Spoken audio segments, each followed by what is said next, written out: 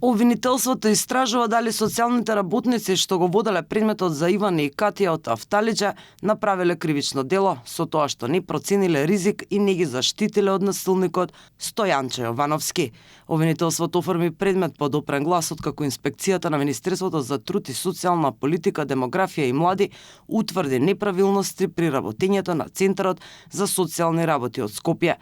Врз основа на информациите објавени во медиумите за констатирани неправилности при извршениот инспекцијски надзор во Центарот за социјални работи, јавното обвинителство на Македонија оформи предмет под опрен глас и го проследи на надлежно постапување на основното јавно обвинителство Скопје. Инаку истрагата на обвинителството за трагедијата во Карпаш, во која животот го загубија мајка и керка по пат од зграда, се проширува. До утре истекува 48 часовниот притвор на Стојанче Јовановски, сопруг и татко на загинатите. Од основното јавно обвинителство вела дека мерката притвор е неопходна за потребите на истрагата. Се вештачат 3 мобилни телефони на осомничениот, а истражителите прибираат и анализираат видео снимки од повеќе критични локации. Се обезбедува целокупната документација за претходни поплаки и пријави за семено насилство поврзани со осомничениот и починатата жена.